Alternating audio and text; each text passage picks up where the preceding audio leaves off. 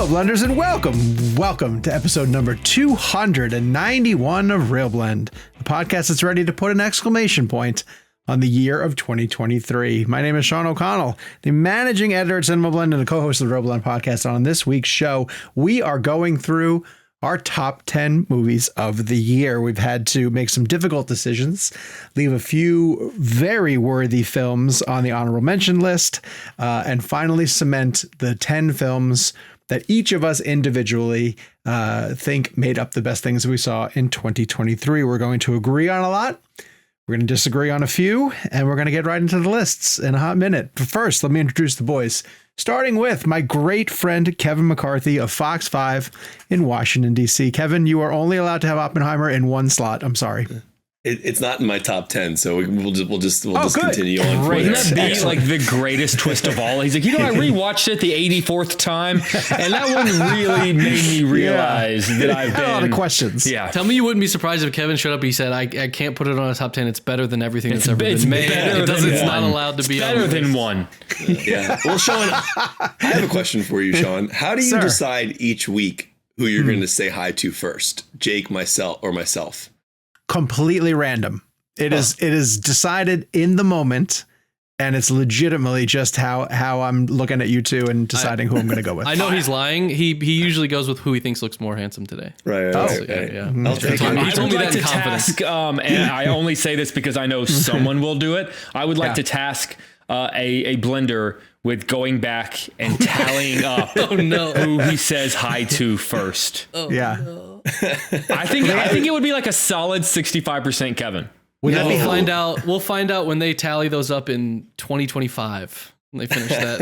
Right? And you know what? If it's not a clean 50-50, I'm going to be really upset. Sean likes his numbers even. I do. I really do. Well, let me also introduce my great friend, Jake Hamilton of Fox 32 in Chicago. How are you there, sir? Yeah, I was really worried as to how you were going to follow up Kevin, because you're like, Kevin, my great friend, also Jake's here. I know. No, listen, if I've learned nothing else over the course of this show, it's how to massage egos. And I mean, between having two actual sons and two egotistical television personality co-hosts, you know how to handle it. And the true monster behind the scenes, Gabe Kovac, who's cracking the whip and keeping things moving. How are you, sir? I'm good. Bringing the year to a close in a big way. These are one of my favorite ones of the year. The beginning and end of the year are some of the most fun we have because we get to do all these. Which is kind of sad because it means that the most fun we have are like within 2 weeks of each other. No, not the only fun, but just some of the most fun. I will say I really enjoyed last week's episode. If people can go back and take a listen to that episode, this or that. I'm hoping we can do more games like that in the show in 2024 because I feel like people respond a lot to those. Also, Sean, one time on your introduction, you should go to Gabe first, just to throw us off completely. Or really blow people's minds, introduce yourself. And then he always does. I do. Yeah, I do. I mean, okay, so let's really clarify something for a second. Sean introduces himself. That's true. Before he introduces anyone. Yeah. I think largely the people understand this is my show. True. And ever since you and George Clooney bonded over Kentucky. Yeah. Holy God, did that go wild? Did Clooney send you that shirt? Yeah, he did. Yeah. He sent me a whole box of them, his leftovers. Hello, if you're watching to see what kind of shirt that I'm wearing, it's another UK shirt. We're on YouTube. Thank you very much for joining us. We are steadily gaining subscribers and very thankful for the people who come to check us out. Make sure you hit subscribe, turn on your notifications, share the channel with a movie-loving friend. It is youtube.com/ReelBlend podcast. Of course, you can also listen to us in an audio format everywhere you get your podcast needs met. And if you would like to sign up for ReelBlend Premium, it will get you an ad-free version of the show and a newsletter from myself that you can enjoy every other Friday. If you want to find out how to sign up for ReelBlend Premium, you can check the description for information on where to sign up. To Kevin's point, whenever we play a really fun game like that, we'll always get comments from people who are like, oh, I missed the games that you guys used to play on Premium. So we should make a little effort to bring back a few more of the games in 2024. Maybe, less interviews. So, yeah, that's what let that be a lesson to you in Hollywood. Start turning us down more. Because our show's better without you. You know what they say? Careful what you wish for. That's true. They do. All right. So it's the end of the year. We have been talking about a ton of films all year. If you guys have been following the show fairly religiously, we know a lot of you guys out there do listen on a weekly basis. We thank you very much. You could probably guess where we're going in a couple of directions. But I will say, I don't know about you two, but I rewatched a lot of stuff for consideration, which was tough because at this end of year, this crunch to get to a lot of the newer titles, Iron Claw, Maestro for me, I hadn't seen yet. Like I wanted all those to be in consideration, but at the same time, I had a bunch of movies that fell in that 6 to 10 range, and I wanted to rewatch those as well too to see if they were going to stay or where they'd land in the 6 to 10. And then even, I think Jake and I were having this conversation as well too. 9 and 10 felt like they were like they're the worst 10 spots movies to that could fill. have fit there. Yeah. So Jakey, talk a bit about wrestling with that. Yeah, I hate, I always tell people, 1 through 8 is fine. Like you probably are hitting December knowing what at least your 1 through 5 are. I hate 9 and 10 spots, 9 and 10, because they are arbitrary. They are a snapshot of a moment. I hate that like we're leading off with 10 right now, because I feel like I'm going to toss out a movie and go like this one ? And know that by the end of the show, I'm probably going to want to change it, or, and I'm going to wake up tomorrow and hate myself that it's chiseled in stone because I should have put something from my honorable mentions but it is what it is. And we play a really fun game where we go back and look at our top 10s sometime. And it's a nice reminder that like, it's not set in stone. There's no one out there with like a chisel and a rock, solidifying this, and you have to live by it for the rest of your life. All it is a Polaroid of how you're feeling on this random day at the end of the year. And so please don't. And again, like a movie that doesn't make our top 10, and I cannot emphasize this enough. We love, and I'm It's worthless. Yeah, exactly. We love more than 10 movies every year. Yeah. The idea that something doesn't make our top 10 means that we either didn't see it or don't like it is ridiculous. There are a lot of movies that I love from the bottom of my heart that I just didn't have room for, or I didn't put it on for this reason or that reason. So these are fun. They're fun to do. They're fun, to kind of rile up the discourse amongst the 4 of us. But I beg you to not don't take them too seriously, please. I will note that my top 10 is chiseled this year in Emma Stone. So I see what you did there. That was funny. Thank you very much. All right, let's get this underway. We are going to go in a snake draft format for people who love to play fantasy football. We're going to go from 10 to 1. By the way, fantasy football. Me and Gabe, semifinals. Woo! Oh, it makes no sense that I'm in the semifinals. But yeah. Wait, did one of you guys have Drew Lock or something on your team or something? No. Because that was one of, we're recording this on Wednesday, but if anybody hasn't seen the Monday Night Football game where Drew Lock came back and beat the Eagles, it's one of the best drives I've ever seen. It's a legacy drive from what I've been told. It's an amazing. My starting quarterback is actually Christopher Nolan. I have to say, before we get into the top 10, the problem is he always throws the ball the other direction. Oh, that's funny. That's good. Football Kevin is my favorite character from 2023. Football Kevin is nuts. I love it. You guys, I'm telling you all right now, like this Super Bowl this year, it's going to be Brock Purdy versus Tua. I want to watch it at your house. I just want to come to your apartment and watch it at your house. I want to meet Mike McDaniel. If anybody out there listening to our show knows who Mike McDaniel or knows him, I would cry if I met Mike McDaniel. That guy is amazing. I think he's amazing. I love watching him. I love Mike McDaniel or Mahomes. Oh, so here's how it goes. For people who have not listened to the top 10 version of the show before, we're going to go from 10 to 1. We are going to list our titles, each of us individually in order from, we'll all do 10, we'll all do 9. And just so you guys know, if someone lists a title early on and it's something that we all have or one of us has further up, we will hold it at that point, and then we will go into a deeper discussion when the title is mentioned at its highest point on the list. So if you hear us mention something like Poor Things, and then we're like, oh, and we skip right over it, that's because we're going to discuss it a little bit later on in the show. So with that in mind, we're going to start with Jake Hamilton, who's going to give us his number 10, the coveted circled in ink number 10 pick for 2023? For my number 10, in true do not chisel this in stone fashion, my number 10 is Air. It's a movie that I really loved whenever I saw it back in, what was it, late March, early April, and kind of like fell in love with it. I thought it was the perfect example of this trend that I was hating, which is like the true story of these products that are coming out. But I thought it was the best example of what that sort of newfound subgenre could be. I thought it was just a really sharp script, really tight direction by Ben Affleck, an ensemble cast. I'm a little surprised Viola Davis isn't a little bit more in the supporting actress conversation. I thought she was incredible. One of two amazing Matt Damon performances this year. I just really love this ensemble. I love this story. It was a story that I didn't realize could be as interesting as it was.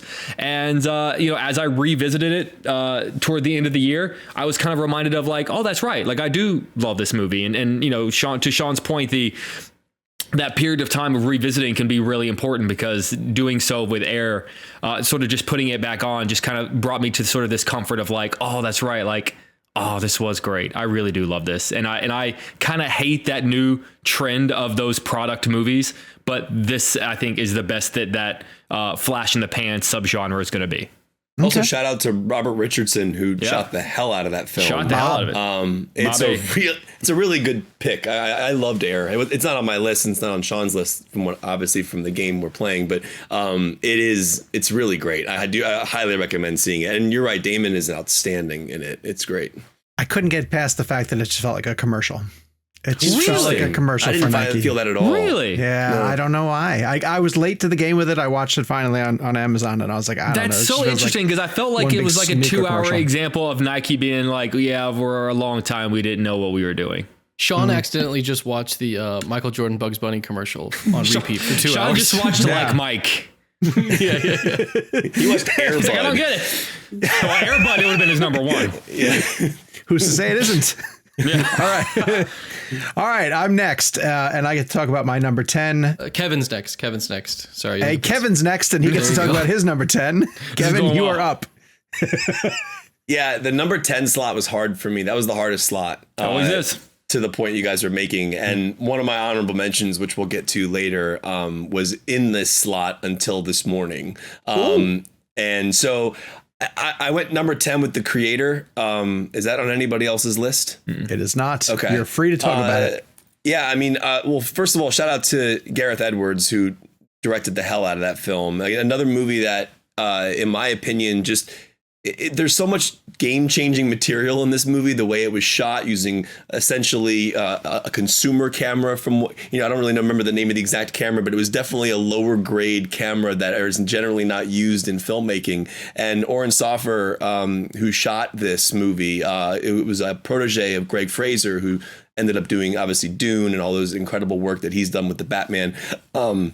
This movie obviously came out at a very timely moment, right, with the AI aspect of it, and Gareth Edwards making a film about AI and the human connection and kind of what it means to be human. And I thought John David Washington was outstanding. I think the cinematography in this film is remarkable. Knowing kind of the budgetary aspect of it, the aspect ratio is very unique. I remember seeing it in IMAX, and I said this when we reviewed it, but it's a very wide aspect ratio. And I was wondering why they were even releasing it in IMAX, because so much of the screen was going to be black on the top and the bottom, with the very, very wide aspect ratio. But there was so much information in every frame, and Hans Zimmer did the score. I love that film. That's my number 10 of the year, and I'm proud that it's in that slot. I really think Gareth Edwards deserved better on that movie. I know it didn't do well, and I hope people find it later. And in the discussion we had on ReelBlend with Jake and I and Gareth, we talked about like the Blade Runner comparison and how that movie didn't do well when it first came out. And I hope this movie finds an audience. It's great. My number 10, very similar to you guys, could have been a dozen titles. And ultimately, in the back of my mind, I thought a lot about when the this and that happens. I don't want to hear a title and think like, huh? Like, I really want to be proud of the title that I chose. So I went with a title that probably not a lot of people have seen. I'll treat this as a recommendation. This is Nicole Hall of Center's You Hurt My Feelings with Julia Louis-Dreyfus. It's just such an incredible script and performance. It's a great movie. I saw it. By one of the funniest people on the planet today. For people who don't know the premise, Julia Louis-Dreyfus is an author. Her second book is coming out. She doesn't necessarily believe in it 100%. She's dying for feedback from a lot of different people. She overhears her husband candidly telling one of his best friends that he didn't really like it all that much. That's all it is. It's her hearing blunt feedback from her husband indirectly, and it's her sort of spiraling out of control with that knowledge. And it's done in a way that only sort of Julia Louis-Dreyfus could do, making it very human and extremely relatable. And maybe because I've written a couple of books, I don't know if you guys know this, but I've written a few books, and feedback is something that you crave. Are you confusing that with having read books? No, I've done that also. But I just love her. And this is one of the ones I kind of revisited and I was like, is it really as strong as I remember? And it is. It's just terrific. So give that a chance. It's called You Hurt My Feelings. And I loved it so very, very much. Now, snake draft means that I get to go next, correct, Gabriel? Okay. Yes. But this is one we're going to hold because this title will be discussed later on the list. At number 9. Yes, Kev. I'm not familiar with the term snake draft. What does that mean? Okay. Well, why so is Sean going again is the question. We go Jake, you, me, and then me, you, Jake, and then Jake, you, me, and then me, you, Jake. Like that. And for the future, if I ever convince you to play fantasy football, the reason he made the fantasy football reference is because when you draft in fantasy football, that's how you draft, to make it fair for everybody. So the guy who drafts 12th doesn't have to wait 12 more rounds to get someone. He gets the 12th and the 13th pick. Understood. Okay, go ahead, Sean. And it's like a snake. If a snake was laying in the ground, it would go back and forth like this. Thanks. There you go. Thank you for explaining. I didn't know. So my number 9 is Yorgos Lanthimos' Poor Things, something we will discuss a little bit later on. Kevin's number 9, however, is a movie that didn't show up on anybody else's list. Really? This is not on anybody's list? Kev, you get to talk about it. Oh, I love this movie. Mine's the latest Indiana Jones film, Dial of Destiny. I loved this film. It was my favorite film of the year when I first saw it. And I don't really, I understand people's criticisms with it. Listen, at the end of the day, I don't think the de-aging aspect of it really looked super great. It looked amazing in still shots or like in the trailer, but when you get into the film and he starts to speak, it's a little alarming or a little disorienting. But that it's being funny because said, it works sometimes and then it doesn't. I rewatched it recently and I felt that sometimes I was like, oh, that looks great. Yeah. And then a lot at the beginning, early on, it was like, that doesn't look good. Do you know what? That sequence is long. That sequence is over 20 minutes. Which I think justifies them going that route because I was like, oh, it's very much a large part of it. But anyway, that's actually my favorite part of the movie. It's great. So I'm going to dive just slightly into some spoiler territory here, just as a warning for audiences out there.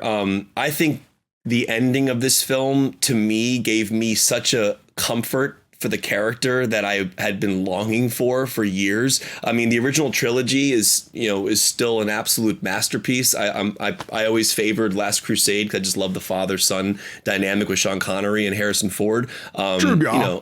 Yeah, but the fourth one, Kingdom of the Crystal Skull. I mean, we can talk about how bad that was or how good it was, but we've already gone down that route. But the fifth one to me was kind of a redemption of the fourth one, in my personal opinion. It brought back the feeling I had when watching Indiana Jones as a kid. But for people who have seen it, the end of the film is, to me, the most beautiful arc that they could have given Indy. The idea that he's so passionate about what he does, and then for him to go back in time to a point in history and be there physically on the ground for a moment that he's studied for years and years, to come face to face with someone with history that he's studied for years. It's mind blowing. And there's something about Harrison Ford's eyes in that sequence. It's just beautiful to me. The entire ending, I just thought it was beautiful. I loved how it concluded. I love how the characters concluded. I love the references back to the original Indiana Jones and the quotes and things. To me, it's just a really beautiful full circle for the character. I thought Mangold, I wish he got to stay, Kev. Don't you wish he got to stay? I know, because I'm glad that he got his ending scene. And I love the Marion? last shot. Yeah. The scene with Marion is really beautiful. Like that's the moment where he's doing about like, I'm hurting here and here. Yeah. And But I you're just thought right that was about Harrison's eyes when he's in, I think it's 2012 BC. His eyes are saying, I want to stay here as a character. I want to be in this world. But isn't the emotional arc though, is if he's staying there to escape the loss of the present, but him having to come back, he gets his family back, and it's and it's the more true emotional ending. I think. I understand. And the ending is amazing. And I know we have to move on, but I love that film. I know it wasn't super well received, but I was over the moon about it.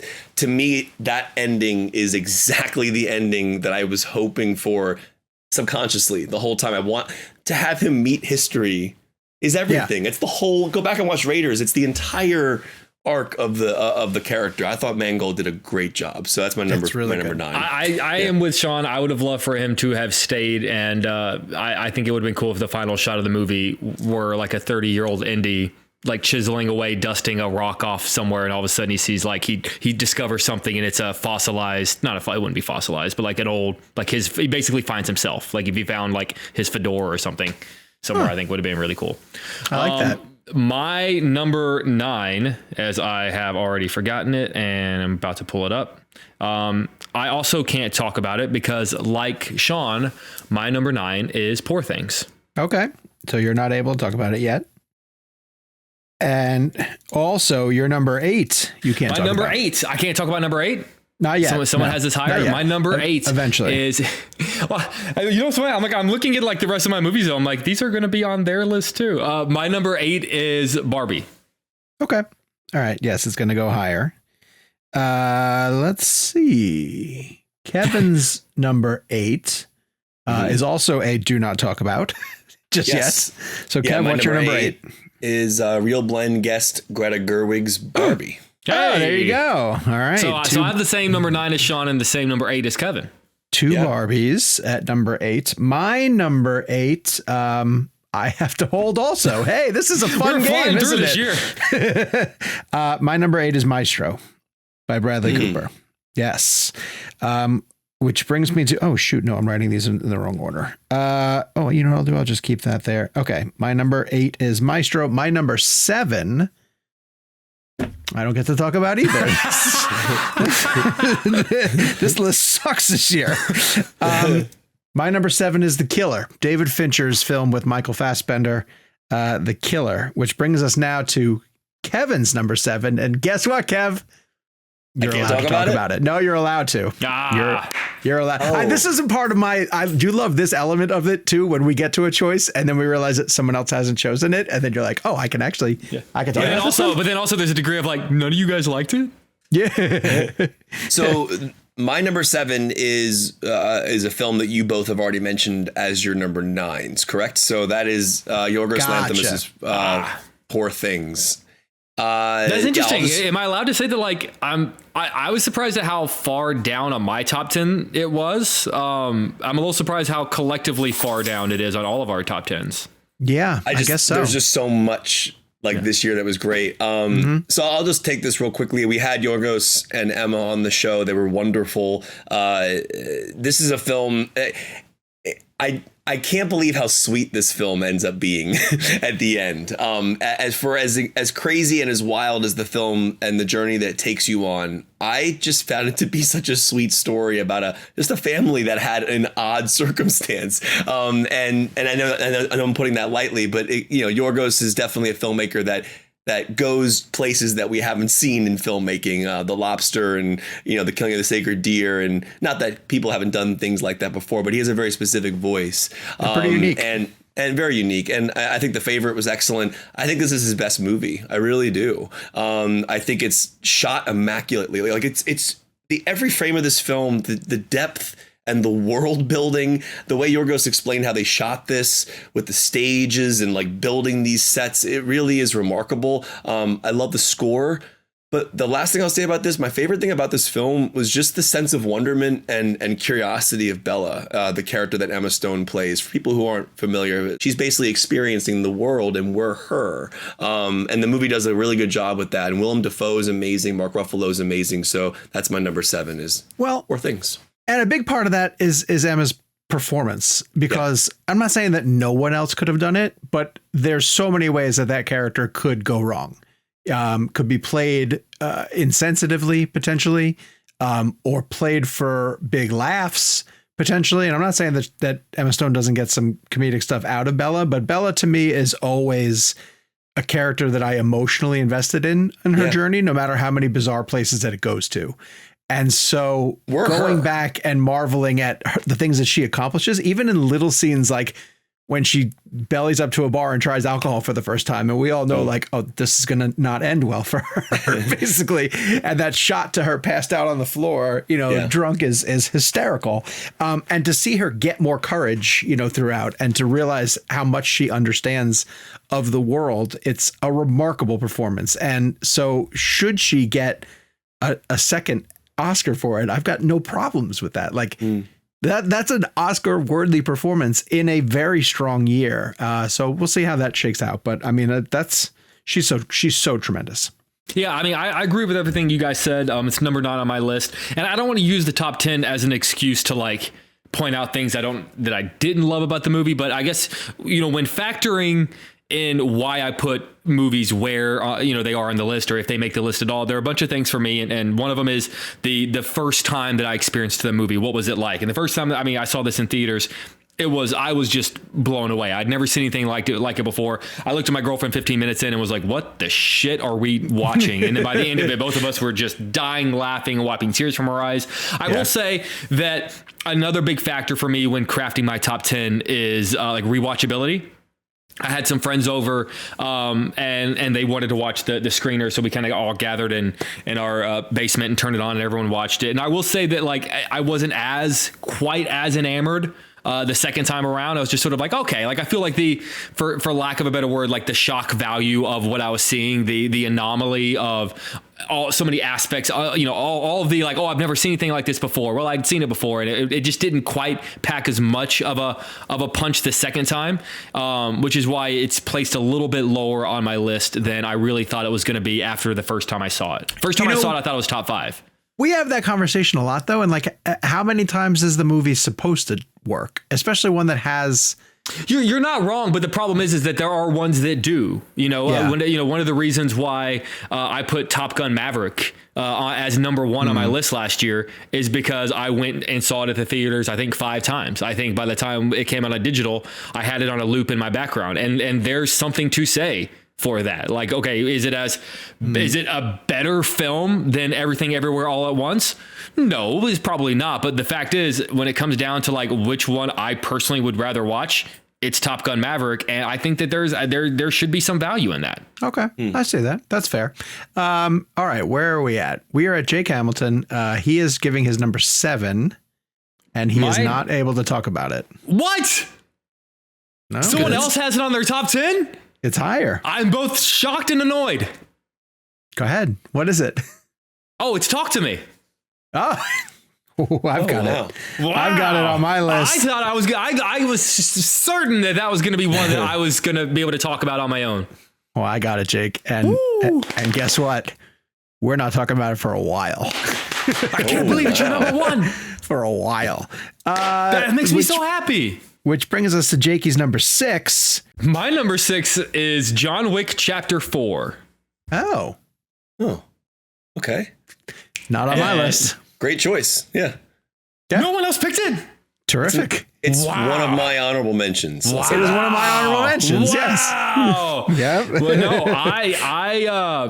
I couldn't shake that movie. I just thought it was one of the most beautifully crafted action films I've seen in a very long time. I just thought, if we're really looking at the craft that goes into some of these movies, what Chad did as a director behind the camera on John Wick Chapter 4 is, to me, nothing short of astonishing. And, I know it's not the quote unquote awards type of movie that really gets recognition at the end of the year, but if we're really looking at what some of the things are required of a director to pull off certain aspects of a film, what he did in that film is astonishing. And if we were being serious, should be considered when we're talking of like a best director sort of conversation. I just thought it was, I mean, the cinematography to me is legitimately Oscar worthy. I wouldn't be surprised if we saw an Oscar nomination for cinematography for this. I hope beyond hope that this is the last one. I know it's not going to be, but if John Wick Chapter 5 does come to fruition, it will cheapen some of the things that happened in John Wick Chapter 4.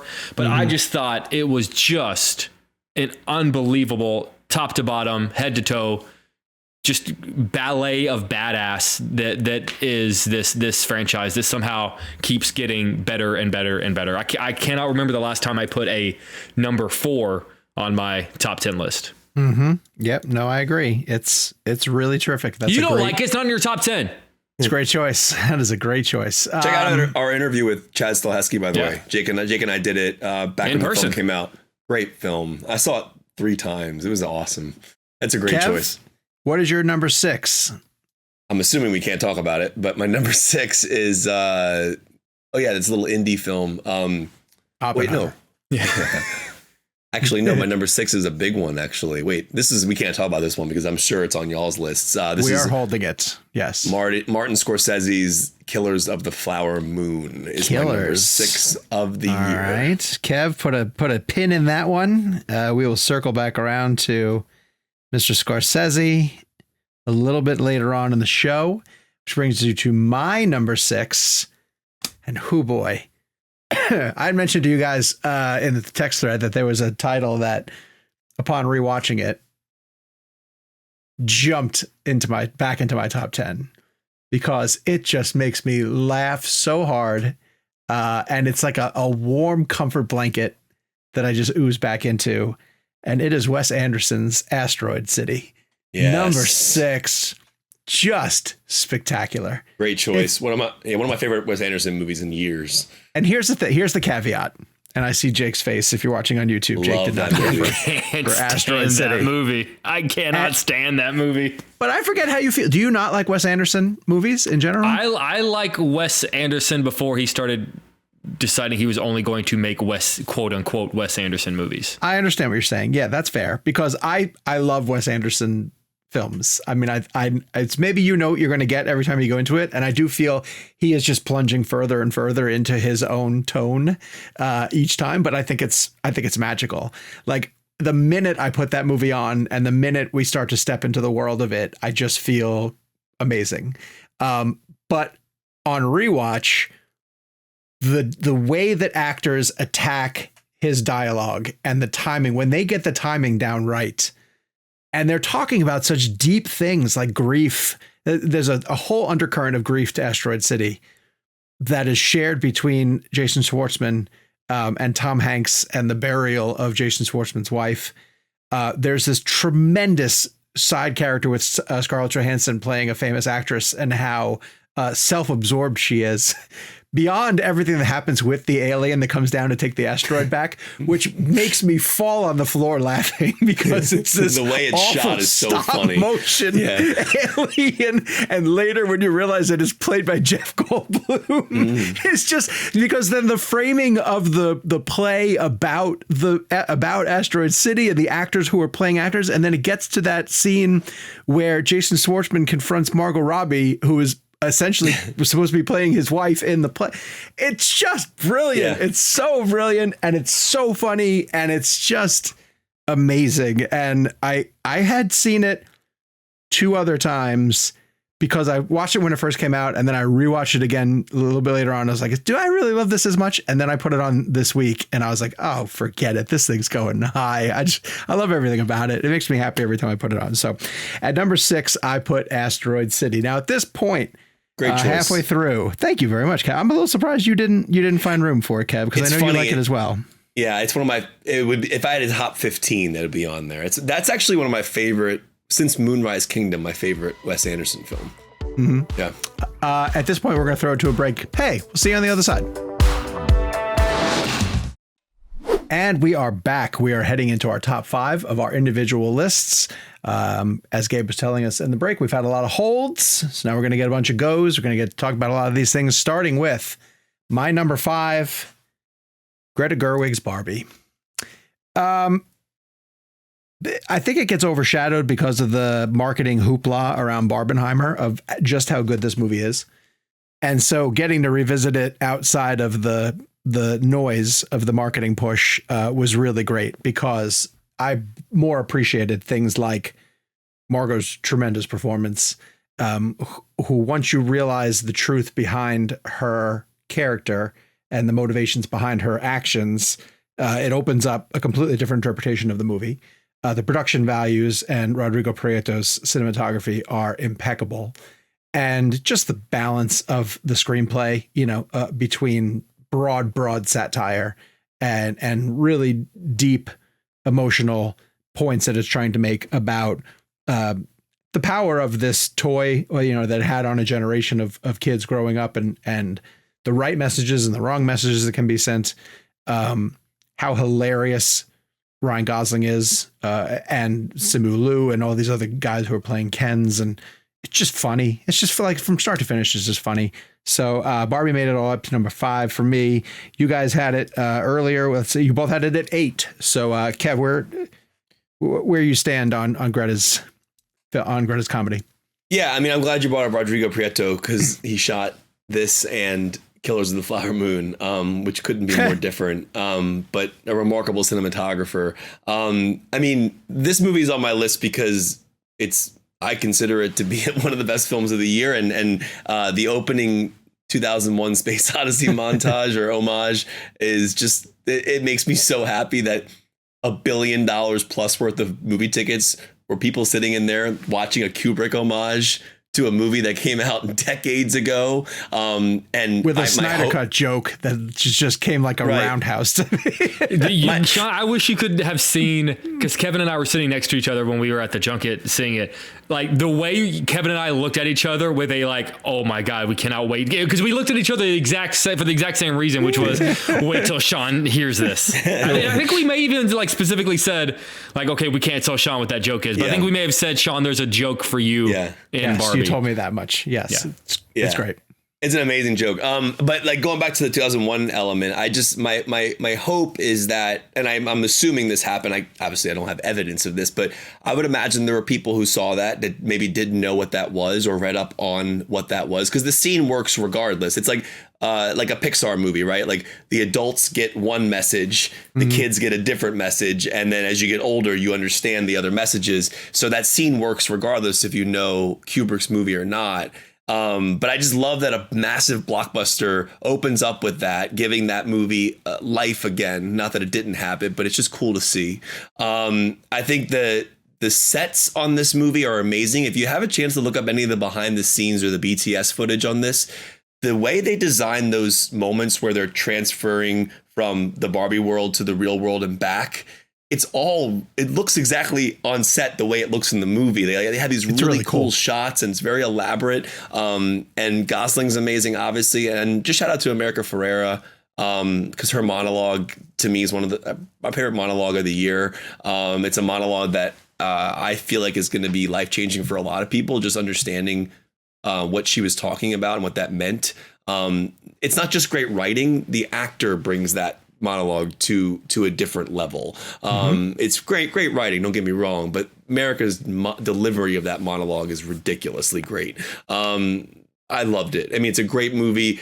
I have some issues with it, sure. I mean, I have issues with every movie basically, because there's always flaws, but I really enjoyed Barbie, and I thought it was really well made, and it also has one of the best last lines and last scenes of the year as well.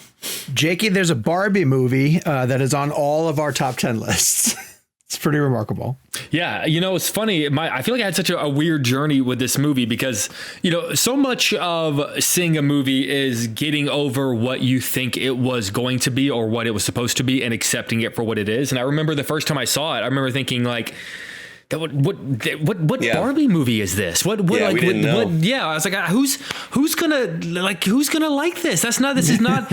And it really wasn't until I went back and saw it a second time and took my girlfriend, her mother, her niece, her daughter, different generations of women, and me, and sat there and was able to kind of experience the movie through them. and hear what they were laughing at and hear what they were talking about and what they responded to when the movie was over, that made me sort of go, okay, I like dumb on me for going in there with this perception of what I thought this movie needed to be. Mm-hmm. And instead of sort of allowing myself to just embrace what it was, I went in with like a mental block and really sort of getting the chance to see it again. And then more on home video. I think it has a huge rewatchability factor, has really made me appreciate just the genius of the screenplay. So many of the points that they drive home. It's so interesting that so many of the points that like drive people crazy are I don't really understand. Like I don't like the type of man it's making fun of by making fun of Ken. It's like, well, that type of guy deserves to be made fun of. I don't understand why it's not making fun of all men. Alan is great. But Ken is also very redeemable. Like yes. He gets lines like, when I found out patriarchy was about horses, I kind of lost interest. Like he gets to be innocent too. Like it's a truly, truly brilliant screenplay. So many factors behind it work far better than they should on paper. I'm so glad that Greta Gerwig and Margot Robbie as a producer fought for their vision, understood the value of their vision, and ultimately were able to make the movie that was their vision, because obviously people responded. I also am really happy so far to hear Margot say things like, there's no sequel idea. I kind of hope there isn't. Like, you can't control what, like, if Warner Brothers wants to make Barbie 2, they can make Barbie 2. But but if Margot, Greta, and Ryan all step out and say, yeah, we're not going to be involved, then I feel like that's them saying our Barbie is its own thing, and whatever. Yeah. Even if they slap a 2 on it, it's not really. It's kind of it's like Jaws 2. It's not really Jaws 2. Yeah, except Jaws 2 is great. Just put that on the box, Barbie. It's like Jaws. Jake Hamilton. What was the Jaws movie where they were like in a museum and it was the water above them and then the sharks break through? That was 3. Oh, like when they're at SeaWorld. That's a really scary scene. That's 3D, right? It's 3D. Yeah. That's really bad. Once the sharks start like coming back for revenge, that's when they lost me. It's pretty bad. That's the name. Isn't that the name? That's the name of that one, right? Jaws the Revenge. I think it is. Yeah. No, wait, that's 4. That's 4. Jaws 3 was just Jaws 3D. I always love the Michael Caine quote when someone asked, "Did you ever see Jaws 4?" And he said, "No, but I saw the house that it built." Yes, good for him. Great quote. Yeah, I would do Jaws 4 for a beach house. I'd do it tomorrow if they wanted to pay me. All right, Kev, you're number 5, which we are discussing at length. We are. Oh, that's right. This is on your list, right, Sean? Yes. All right. So mine is number 5 is David Fincher's The Killer. Just a remarkable film. It's incredibly underrated in my opinion. I say underrated because this year is so stacked that a David Fincher movie has come and gone, and people aren't talking about it, and it's really sad to me. So let us sing for Fincher here. I mean, where do I even begin? The editing on this film, the sound design on this film, Fassbender's performance, Fassbender's voiceover. Shout out to Josh Horowitz. Sean brought this up, who did an interview that said that Fassbender recorded the narration like laying down. That's exactly what it sounds like. With cue cards. They held up cue cards over him. I love that. I find I've been saying this, and I don't know if people think I'm crazy for saying it, but I feel this film is a weird, almost sibling of Fight Club. And there's just a vibe to this movie that feels like Fight Club. It could be the narration. It could be just the pacing of it. It's the narration for me, but also there's so many shots of Fassbender on a plane in glasses. It just reminded me of Tyler Durden. And I just feel like Tyler Durden, if he had shown up in this movie, it wouldn't have surprised me. And I think that this is a remarkable film just from a filmmaking standpoint, but also it's a story we've seen before, but so is John Wick, and so is so many other films that we've seen. Like it's a guy dealing with a revenge aspect after something wrong happens to him. I mean, we've seen it a zillion times, but at the same time, we haven't seen it through Fincher's eyes. And the way Fincher directs this film, his voice is there. It's when I watch this movie, I just think to myself, like, this guy knows every little detail of every single thing he's doing. It's all in sync. The Atticus Ross, Trent Reznor score is just incredible. There's a fight scene that takes place in Florida with him and this guy that's like in this dark room that has some of the best sound design I've heard in a long time. And Sean and I discussed this too. This movie's really funny at times. Like it's weirdly funny, like a dark comedy in a way. I just think that and I saw someone say this recently, it's a really interesting commentary on corporate America as well, or corporations. There's a lot going on in this movie that I think is so subtle and nuanced. And when I put it on again, last thing I'll say about it, and then we'll get to Sean. Opening credits.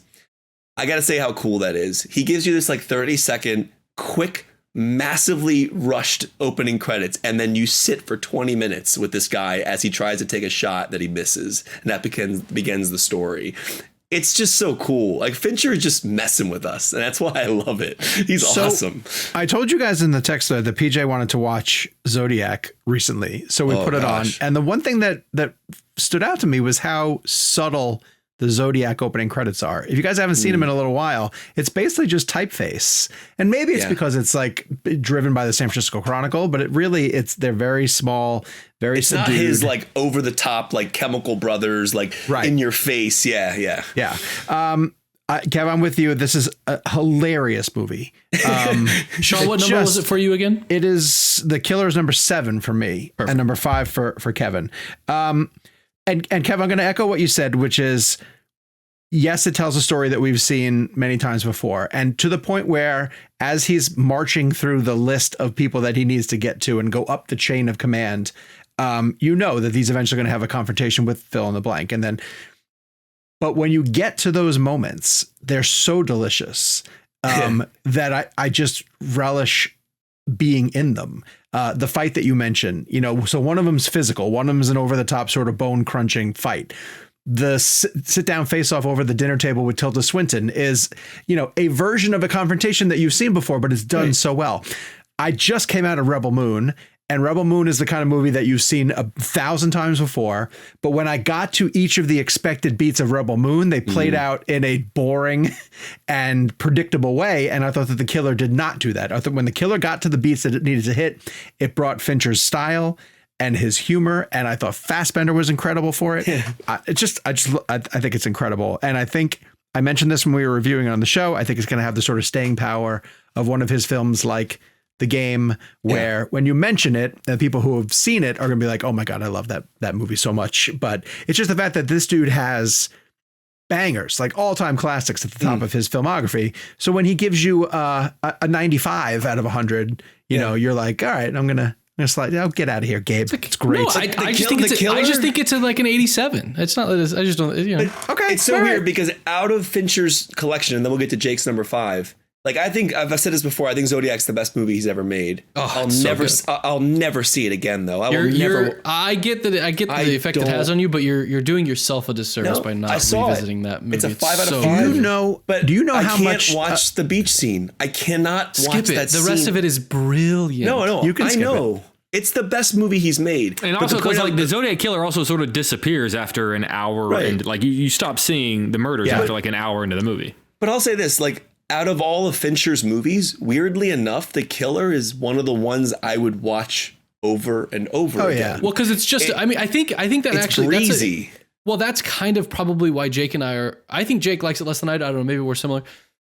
But that's probably where the turn happens. Is it's a popcorn Fincher movie, which is better than most popcorn movies. Like probably. Done by a master. Sure. I feel like Fincher's better than this.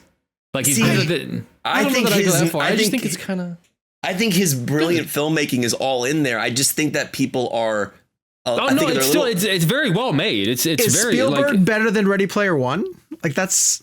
I love Ready Player One. That's still popcorn. Well, The Killer doesn't hit Ready Player One. Ready Player One's top 10 Spielberg for me. Ready Player One's great. And so if that gives you a perspective, And again, don't get me wrong. Wait. Steven Spielberg directing The Shining is nothing like David Fincher directing The Killer. Fair enough. Maybe I reached a bit with that. That's fair. Killer's in the top moment. 5. It's top 5 Fincher for me, and we'll do a Fincher breakdown at some point in our show. We can do a Fincher tier list, and that's a very Kev would have to very rewatch doable. Zodiac. Kev would have to rewatch. I do think if we did a Fincher tier list, we would all agree that Zodiac's his best movie, and I think that we'd all have that as his S tier. It's his best movie. It just is. It's Social amazing. Network is How do we flawless, do? though. It's We flawless. do. We'll talk about it. Yeah. Jake, you're number 5. My number 5 is one that I'm assuming we're going to have to wait for. Okay. And it's Past Lives. We have to wait for it. Yes. All right. So go to your number 4. My number 4 is also probably another one that we're going to have to wait for. My number 4 is The Holdovers. We have to wait for it. Yes. So Eventually, I'd like to talk about a movie on my list. Nah, Sean. you're fine. Kev, we're going to your number 4, which we are discussing. We are discussing this. Yes. Okay, great. Well, the day we're recording this is the day this film is being released on streaming. It's called Rebel Moon. Yeah. Technically, that Rebel Moon comes out Friday. We're recording Wednesday. Oh, fair enough. Okay. So Maestro does drop today. Yeah, I mean, Sean, I spoke pretty heavily on The Killer, so I'm going to let you take Maestro, and then I'll kind of back up with you. I love this film. It's remarkable. I think Cooper is incredible, but I want you to start because you watched it relatively recently and you were pretty floored by it. I would just like to say really quick, I have a feeling I am going to hate the official ReelBlend top 5 this year. I think so. I feel like there are a lot of movies, because based on how the point system works, I feel like there are a lot of movies that Sean and Kevin have high. I think you'll enjoy it. Okay. All right. Kevin or right. Sean, you go ahead. But what was this for you? Maestro for me was number 8. And I'll bounce off you. You go first. But was definitely one of those titles that was flirting with being higher. And then the recency bias of it is like, do I honestly love this as much as I do? And I want to live with it for a little bit. For whatever reason, I was just late to the game with this one. I had a chance to see it at a couple different festivals. The schedule never worked out. And I honestly wasn't in a rush to see it. I don't really know a lot about Leonard Bernstein. I wasn't obsessed with finding out his story. And all I've been hearing is how much Bradley Cooper is like sweating the Oscar, and I felt like this was going to be Oscar bait, and shame on me. I forgot that this is the dude who directed A Star Is Born, which I love. And this to me reaches that level. It's weird how thematically they are very similar. It's still people who are driven by the creative process, who are self-destructive in their own lives, and the people who they leave in their wake. I think Cooper is relatively fascinated with asking big questions about how much is worth sacrificing for one's art, because I feel like both Jackson Maine and Leonard Bernstein sacrificed a lot in their personal lives, but felt like Leonard Bernstein was way more comfortable with the sacrifices he was making. And everything that he channeled through his life was associated with music. At one point, they kind of ask him on a talk show, like, what exactly do you do? How do you define yourself? Are you a composer? Are you a musician? And he goes, I don't really think about any of the things. I just think that I love music, and all these things that I do is associated with music. I was listening to a great conversation on another podcast called The Big Picture today, where the hosts were discussing Maestro, and they were trying to figure out whether the story was about Leonard or about Carey Mulligan's character, Felicia, and the amount of screen time that she gets, or the amount of scenes that she gets that Leonard is not necessarily in. And one point that I wanted to scream back at the podcast is that the point that I took away from it is that you couldn't pull them apart. Like they're individuals, but their love story made them inseparable, even when that became untenable. And she had to give up so much in her life in order for his light to shine a little bit brighter. And I didn't see it as his story over her story. I just think that in sometimes when one of the two is a creative genius, you almost have to step aside. And I think a little bit of that is addressed in Star Is Born as well, too, because in that sense, it was Lady Gaga's character who was probably about to start outshining Jackson Maine's character. And it was like, what kind of devastation is filtered through that? Outside of all of those big questions, which I'm still wrestling with and can't wait to dive back into, the performances of those two is nothing short of remarkable. It is, okay, fine. It's capital A acting, but dear God, did I, in in ways that I haven't in just about any other film this year, maybe Oppenheimer when we get to that. I stopped seeing the actor. Like I had to, in the performances, I had to stop and look closer and say, okay, yeah, that's Carey Mulligan. Because I knew it was the character. I knew it was Leonard and I knew it was Felicia. And I was so engrossed in their story. And Cooper is just going for it. Like it's a great performance. It's a remarkable performance of a person who I'm not familiar with again. So when you get to a point in the film where they start to show you real footage of Leonard Bernstein, sorry. It's jaw-dropping. Like it's incredible. And Kevin, I know, is going to discuss this scene in a cathedral, which is you get to see him conducting the orchestra. It's one of those moments where I sat and I was just so mesmerized by what was happening. It feels like the type of movie that I shouldn't normally love. I don't really love biopics, but I thought this was magnificent, and it showed Cooper's extreme talent as a filmmaker, and I will not necessarily sleep on him anymore. When you got to the end of the film, it comes up and it's very striking. It says executive producer Martin Scorsese, executive producer Bradley Cooper, executive producer Steven Spielberg. And I was like, well, shit. All right. Then I guess you're doing okay for yourself, Bradley Cooper. And kudos to you for this tremendous, tremendous film.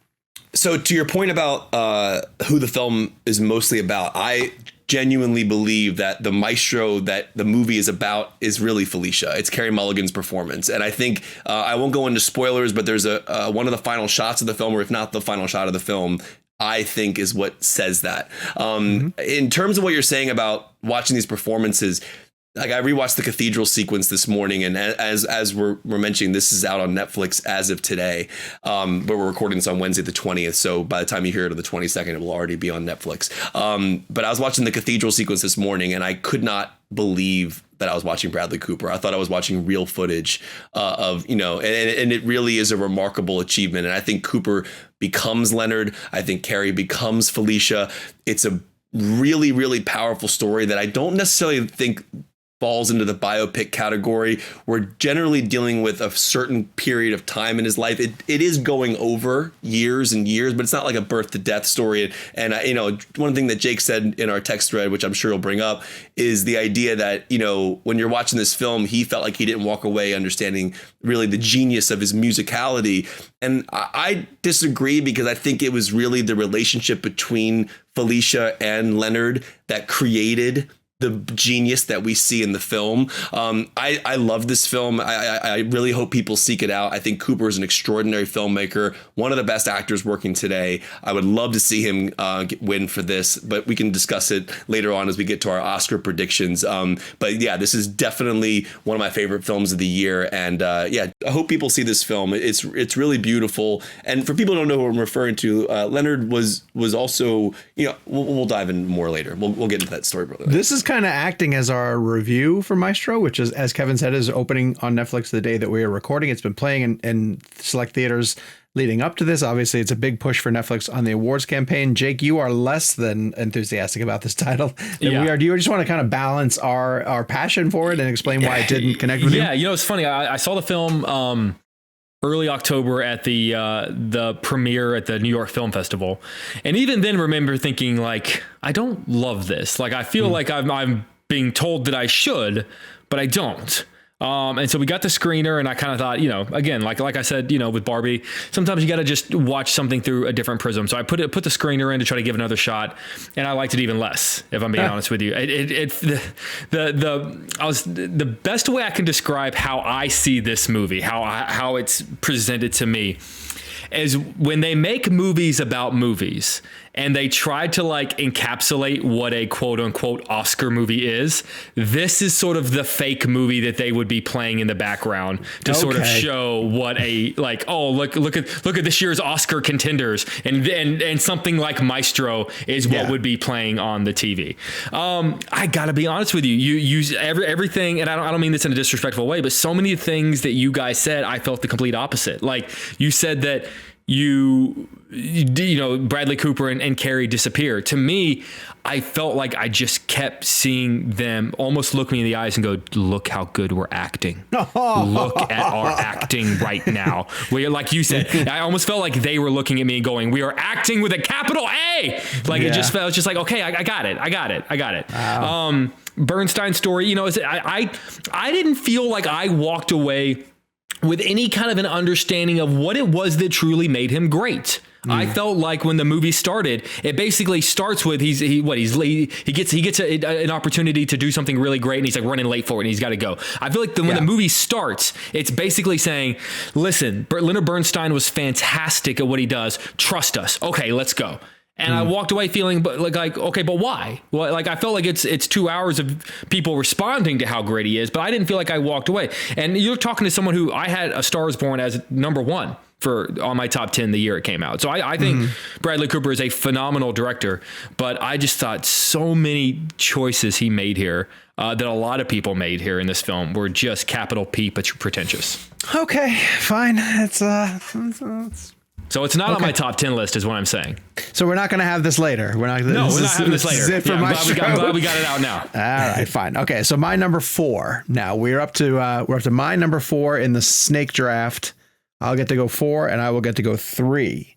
And we are going to be talking about both of them because we're getting into the rarefied air. And here's where I started to get a little spicy. Uh-oh. Number 4, I went with No One Will Save You. Ooh, wow. Ryan Duffield. Yeah. This is a tremendous year for genre cinema. We'll get to honorable mentions, but they were movies that I really wanted to get in there, like Polite Society, which I thought was outstanding. Totally Killer, which I really, really loved. And I could not knock No One Will Save You out of my list because for 90 minutes, that thing held me in an iron tight grip. And it's largely silent and it's largely dependent on Caitlin Dever being as incredible as she is. And there are shots in there that remind me of 80s level Spielberg firing on all cylinders. It just, I had no clue where it was going. It's the kind of tight 90 genre movie where you think like it's not going to have the budget or the imagination to really soar, but eventually where she goes in the third act, it goes to places I really didn't expect, and it kind of outreaches its own grasp. Everything about it's tremendous. I will go back and rewatch No One Will Save You multiple times. I know that I can recommend it to just about anybody and they'll get something out of it. And I don't think Caitlin Dever's getting enough respect for the performance that she gave because it's a genre film and people don't, they wouldn't rank that necessarily in some of the top performances. But I think what she did in that film with next to no help from, supporting cast or anything, she's essentially on her own in a house, holding everyone's attention and keeping that story spinning. No One Will Save You is in my number 4 slot. At number 3, that's a cool pick too. That's a cool pick. In The Snake. Thank you very much. At number 3, Talk to Me. Yes. Good Lord. It is so hard to make an original horror movie. Because everything is Scream 11 and, regurgitating franchises that we know or bringing back stuff that's just overly familiar. But this simple concept of, the kids who get around and essentially do a seance kind of thing, but it's got this really disturbing hand with a ton of writing all over it, was just like a freight train, at the cinemas. Gabe, can you look up the main actress's name? It's Sophie. Sure. Sophie something. She's remarkable. As a really tough performance for her to hold down. If you don't know about Talk to Me yet, it's essentially this hand that's getting passed around from person to person. You hold it by the hand. It's almost like a handshake kind of thing. And you say, talk to me. You ask it to talk to you. And then you're essentially shown a spirit, Sophie Wilde. Incredible performance. She's so great. The 2 directors, the brothers who did it, they're hilarious. Like just as individuals, I love them. Their passion for being filmmakers bleeds through. Fantastic. guests of the show. Go listen to them. Yeah, I had to put Talk to Me at number 3 because I was floored by it. And even going back and revisiting it to see like, how does it hold up? It opens at that party scene where they have to kick down the door to get the guy out who's in it. And then he walks out into the middle of the party. And then I won't tell you what happens after that. It's structured in such a great way. It just grabs you by the lapels from the get-go. And there are so many brutal scenes in this movie, including a brief snippet when it takes you inside the body, mind, or spirit of a kid who is in a coma. Oh my God. That's a scene I won't forget for a really, really long time. So yeah, Talk to Me is a top 3 film for me this year. It's fantastic. And it was Jake's number 7. Jakey, talk a little bit about your feelings towards that film. my easily my favorite horror film of the year. Just hearing you talk about it is making me think maybe I should have put it higher. I love this film. And what I love about this film is that it taps into a thing that we all experience that I really hope the sequel doesn't take away, which is this idea of the urban legend. Like, all of us growing up heard that story that they heard from their big brother who heard it from someone at school. And it's that scary thing that has haunted everyone in your neighborhood. And in this case, it's this hand, and everyone you talk to, it has, everyone has a different story as to where this hand came from or whose hand it was and whatever the case may be. I love that it never really fully answers what the story behind it is. And I know that they're doing Talk to Me as the sequel. And I just really hope that they never explain where I don't want to know. I really don't. Yeah. Just some brilliant sequences. Get his thoughts. The trilogy, is it going to be Talk to 3?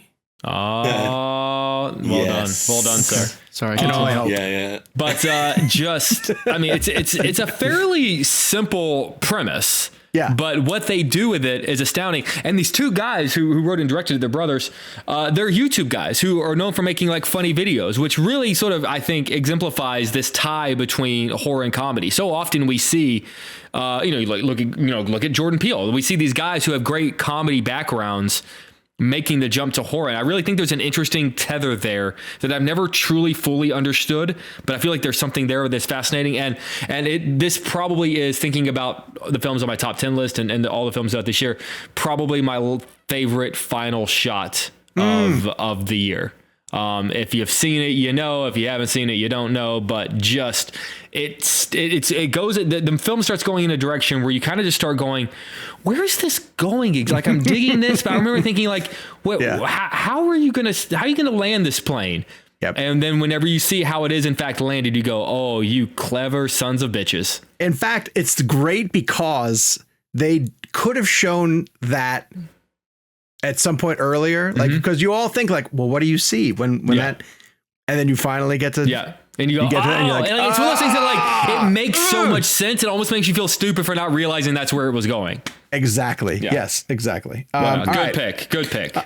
Kevin, your number 3, which we are discussing. We are discussing.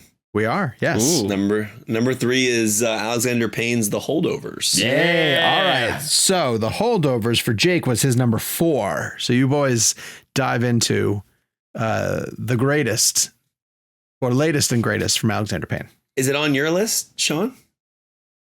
Honorable mentions. What? Wow. Yep.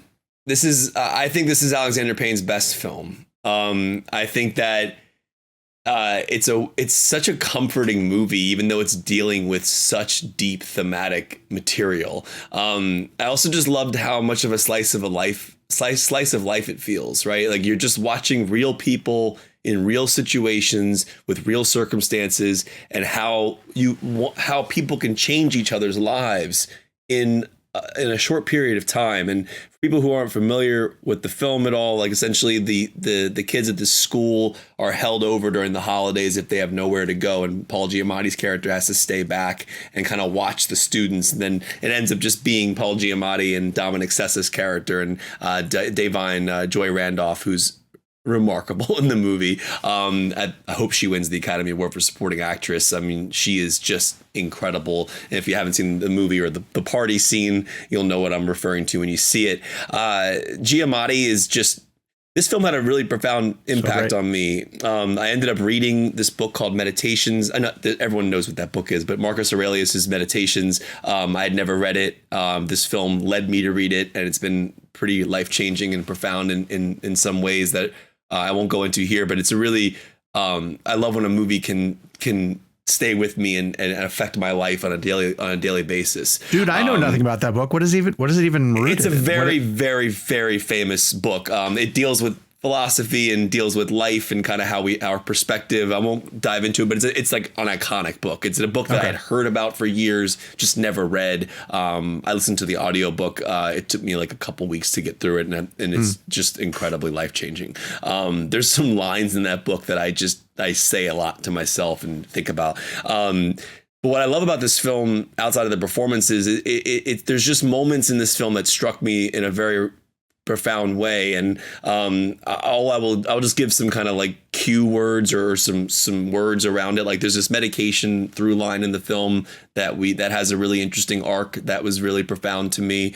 I thought Giamatti, just everything, the way he delivers his dialogue, it's just a really special movie. And I think Alexander Payne, even though he shot digitally, it looks like it was shot in that period of time. It's scored well. And Dominic Sessa, it's his first movie he's ever done. And the way he interacts and has dialogue with Giamatti it's like this odd couple aspect. And they're just so great playing off of each other. And yeah, I love this film. It also has one of the best endings of any movie I've seen this year. And all I will say is handshake versus a hug. Well, go and listen to Alexander Payne on our show where he discusses the choice to do that. So, and gets into, like Kevin has said this before, and it's so very true. Interviewing Alexander Payne is like having a conversation with one of his screenplays. Like, yeah, his voice comes through very clear in his writing, and it absolutely comes from it comes from him and comes across in his films. Jake, you saw this movie and texted us immediately. You were floored by it from the get-go. Yeah, and I've talked a lot about it on the show. I don't want to repeat myself, but basically it's such a comfort movie for me. I talk about rewatchability on this list, and I could see this being a movie in the vein of like an Up in the Air, where it's just like it hits me this way now at 35, and then I rewatch it when I'm 45 or 55, and all of a sudden I see a completely different movie because I start aging into further away from one of the characters and closer to another. Everything about it just hit perfectly. And I'm pretty hit and miss with Alexander Payne. Like there are a lot of his movies that I love. I don't think I've ever, as long as I've done top 10 lists, I don't think I've ever put an Alexander Payne film on my top 10 list. Okay. But this one just struck me and it didn't just strike me whenever I saw it. I randomly found myself not being able to stop thinking about it. Like I remember walking out of the theater going like, oh, I love that. That was really great. But then there was something like a week and a half later where I thought like, I need to get the screener of that because I need to watch that again immediately. Okay. It's just like, there's so many little small things about that movie that I love. And just like the physicality and that clip that I now see circulating on social media is Paul Giamatti's effort to throw a football. and this is what I'm about to say is going to anger you guys so much. Yeah. But I found more acting and the physicality of his attempt at throwing that football than anything Bradley Cooper did in Maestro. No, that's fine. That's a true story.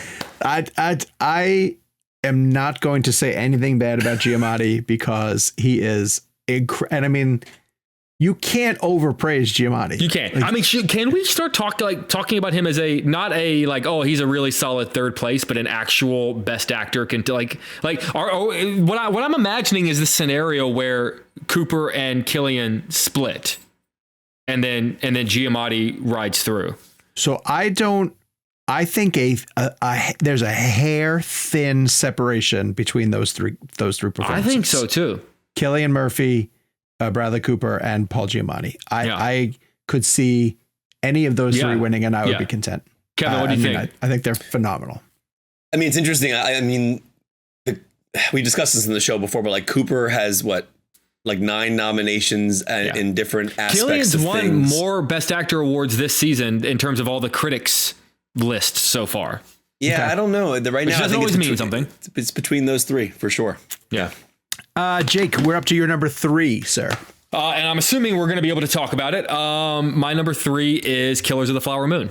Yes. Rewatched it last night, and Jesus, it's just an astonishing achievement in filmmaking and storytelling. It's just, and you know what's so funny is that it's Kevin's number 6, so I want Kevin to be able to weigh in on this as well. I even more so watching it. We talk a lot about sometimes the second experience of watching a film is better because you go into it knowing already what it is, and you're not trying to figure out where it's going or what the next step is. You're able to, you've already had time to reflect on it, and you're able to jump back into the pool already knowing what the temperature is. And I feel like I was able to do that last night when I rewatched this film, and just, I loved it even more. It gave me such a greater appreciation. I even wonder if 10 years from now, if I'm going to look back and go, man, should I have put that as my number 1? I love everything about it. I do not think it feels 3.5 hours long. I think it flows so fast. I watched, granted, I started it very late with my girlfriend, and by the time we were able to turn it on, and I wake up at 4 a.m. to go to work. So let's say I was able to get an hour and a half in before passing out. But rewatched it, the rest of it, sort of at work this morning to kind of get ready for the top 10 today, and just everything about it. It's just masterful. For every, and I know we're going to talk about Oppenheimer in a second. For every award where I go yeah, Oppenheimer's got that, I look at Killers and go, but Killers kind of deserves it too. There's a lot. Killers getting a lot of regional critics and national critics is going Best Picture. Every time I think of Oppenheimer for cinematography, but then there's a pause and I go, but damn, that Killers of the Flower Moon cinema. Just the shot alone of the Osage tribe dancing as the oil pours down on them. It's just a beautiful, beautiful film. And the fact that Martin Scorsese is at this point in his career turning out. And that's the kind of film that he could only make it. I don't know if the Scorsese who just made Taxi Driver or had just made Raging Bull could make something like Killers of the Flower Moon. No. That is the result of one of the greatest filmmakers of all time learning and becoming one of the great. That is the result of him becoming one of the greatest filmmakers of all time. A film of that quality and that well made. Well, it's lessons of living. Mm-hmm. He's commenting massive things about mankind. Yeah. And the fact that we're talking about a filmmaker who has been criticized such a huge portion of his career for glorifying violence and glorifying gangsters, which one tells me that you're not actually really watching those movies. So I feel like he is spending these past few years of his career. You look at Irishman, you look at Killers going, really? Mm-hmm. You think that's what I've been saying this whole time? Well, fine. Fuck it. Here, take these movies. And now you tell me that's what I'm saying. So I love it. Also Silence. Let's not forget. I don't mean to bring that up as an inside joke between us, but Silence is very much a reflection on people who do bad things and then have to repent for them. So Kev Flowers was 6 for you. We've been singing its praise since we saw it. You guys like it more than I do. It didn't make my top 10, but it's absolutely one of the better films this year. Yeah, my second viewing is where I realized it was going to be my top 10 because I really liked it the first time I saw it. But then the second viewing, it just everything kind of comes together. It flows differently. The pacing's differently. A few things I want to mention. Rodrigo Prieto, obviously, who shot Barbie. Probably my favorite shot of the year. There's this fire silhouette shot. That kind of reminded me of Raiders a little bit, where it's a silhouette. In Raiders it's not fire, but it's more shadowy. But I just love the way the film was designed. I do want to shout out Robbie Robertson's score. Oh God, it's so good. Because I want to say he passed this year, right? And yes. and an incredible musician. And there's a beautiful tone to this film in terms of the music, the way Scorsese uses music in this film. But the ultimate thing that really got me was this. I felt like it was a heartbeat. I don't know if it was drums or a bass, but it was like this. I found it to be the heartbeat of the Osage. And kind of as the film progresses, it's like it's just such a devastating story. And there's just something about that sound as we enter scenes that was really immersive and very emotional.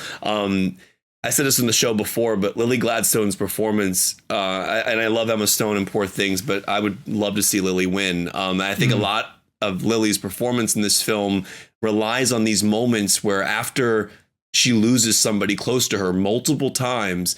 Scorsese just cuts to her, and the weight of emotion that is on her face as she's carrying all these deaths with her is incredible to watch from a performance perspective, devastating emotionally.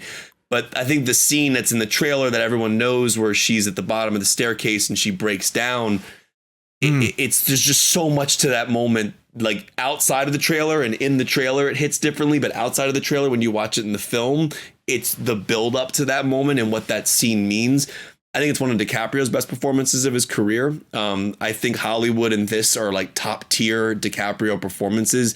He's unrecognizable in this role. The way his mouth sat, it was such a wicked look. And he's like his brow, the way he formed his he transformed his face. Yeah. And I would love to know how they did that. I don't know if there was prosthetics or whatever, but De Niro, one of the most vicious and disturbing individuals I've seen put to film. That character is so evil. And I'm watching the film and he's just, it's so crazy to watch that performance. He's so great in it. And he's such an amazing actor. And I just want to point out the ending. I love the way the film ends. I love the shots at the end, but also the way that stage play, that radio broadcast is being done. And Scorsese obviously being a part of that. So it's a remarkable film. And shout out to Robert Robertson. Rest in peace. Your music lives on, and hopefully in these conversations as well. Jake, we are at your number 2. And here's where things are going to get a little spicy, because there's a big behemoth that's waiting out there. We're all down to our last 2 picks. But I see a couple of holds and a couple of goes here. So here's where things are going to get interesting. Jake, give us your number 2. Well, give me your number 2 first. I'm going to predict it's a hold. My number 2 is Spider-Man. What is it? Across the Spider-Verse. I mix up the into, across, and beyond. What the next one's going to be beyond? Yeah. Across the Spider-Verse. You mean the other half of Across the Spider-Verse? Yeah. That is a hold. Hold. Kevin, your number 2. My number 2 is a little movie that I saw back in May that had a profound impact on me that I have not stopped thinking about up until this date, December 20th. It's Celine Song's Past Lives. Wow. All right. Hold on. Past Lives was Jake's number 5. Number 5. Yeah. And did not make my top 10 list. But honorable mention. One of the things that I've loved over the years is just learning about every aspect of filmmaking possible. And I read a great book, and I've mentioned this in the show before. If you have a chance, anybody out there listening to this, read Sidney Lumet's Making Movies. It's a remarkable book about the decisions filmmakers make, down to the lens choices, down to the way a camera operates, the way a score is done, the rehearsals, all these things. And when I watch a film like Past Lives, which is a first-time feature filmmaker, I don't understand how a first-time filmmaker makes this movie. I mean, it's done with the art and the emotional aspect, and also the talent of filmmakers that I've seen 20, 30 years into their careers. There's a way that Celine uses the camera in this movie as a narrative tool to make you feel the longing that these characters feel. And I'm gonna use her words, because I remember the day I interviewed Celine Song for this film, I had just watched it, and I remember getting on the Zoom, and I didn't even really have a question formulated. I just wanted to explain to her what just happened to me as I was watching her movie. And for people who aren't aware, it's about 2 characters who were childhood best friends. And years later, at childhood, actually, Greta Lee's character, the younger version of her character, moves to the United States and is there for years. Gets married and is in a good relationship. And then this childhood friend of hers comes back into her life and comes to New York to see her. And there's a scene where they're first meeting for the first time in all these years. And the way Celine shoots that sequence is in her words, is she's trying to make you feel the longing. So as we're watching the scene and we're on Teo Yu's character and he's talking to Greta Lee, we want to see Greta's reaction, but Celine is holding us on a shot and vice versa. So the whole time I'm watching it like this, I'm like, get over to Greta, get over to Teo, because the whole point of it is that you're supposed to feel that tension. You want them to come on the screen at the same time together. And that's just a little detail, but the whole film is designed that way. And last thing I'll say is this. There's a really phenomenal scene towards the end of the film where Greta and Teo are at a bar and we're with Greta's husband. Is it John Magaro? Is that how you pronounce his last name? And the way she frames that sequence is she puts Greta and Teo in the same frame, leaving the husband out of the shot. And the brilliance of that moment is that the husband's there looming over this conversation. We don't need to see him. We know he's there. And there's just something beautiful about narrative choices made in camera and framing that are so subconscious to you as a viewer. Like, you might not even know what you're thinking. Like, why am I going like this? It's because you're so immersed in the story, and she's tricking you. It's an illusion that these people are real, that these characters are somehow real. You believe that the characters are real, and then you really feel the longing for their relationship. Well, you know what I find interesting too? Ending. Oh my God. I can't tell you how great this film is if you haven't seen it. I think that movie works differently based on I think we all inherently do this, who you root for as a couple. Because I ultimately wanted the childhood friends to figure out how they were going to be together. But that is the point, though. She wants you to feel that. That's the whole point of the movie. But I don't doubt that plenty of other people are going to watch this movie and think that, the married couple should be together. And who is this guy who's coming in and interfering? I think everyone's going to bring their own sort of perspective to it. And that's what I think is really brilliant about it. Jakey, you're muted. Jake, you're muted. Jake, you are muted. Sorry. I was number 5 on my list. I want to give a shout out to the actor, John Magaro, who played the husband. And that is a role that I think could have been I think he even calls it out in the film. He says, in most movies, I would be like the villain of the story that most people root against. And he's right. Yeah. Like that we've seen, and the reason he says that is because we've seen films portray that character before. When in actuality, you think about it, you tell the story from his perspective. He is a husband who is married to a woman, and all of a sudden this guy who doesn't really know who this person is shows up in his life, and all of a sudden he has to watch his wife kind of start having these feelings that he didn't ever know that she really had for this guy. And the way he handles it, I feel like, is one of the most, I don't think I could have handled it as well as he did. And that's such a beautiful performance. And, I know supporting actor is absolutely stacked this year. I wish we had room for his name to be in consideration, because that is a character that was given a third dimension, not just because of the brilliant writing, but also just because of his performance. But, I feel like this is a movie that more so than any movie this year, we always talk about like a great movie sort of makes the actors disappear so you don't see them anymore. But I feel like there are some movies where the characters disappear and you kind of put yourself in that scenario, because every person to some degree, some more than others, and some people don't even want to admit, sort of have that person in their life where, not that they maybe regret or that they, feel however they feel about their own, current life situation, but they sort of wonder, what would it have been with that? And the way I feel like that movie is cracking open the souls of people who watch it and making them not just examine the characters on screen, but also examine themselves, I feel like is the power of that movie. I left past lives wondering how many of my exes just look for me on Facebook. I assume all of them. All of them. Mm-hmm. And I assume on a daily basis. All right. Let's get to my number 2, which will then lead us into our number 1s.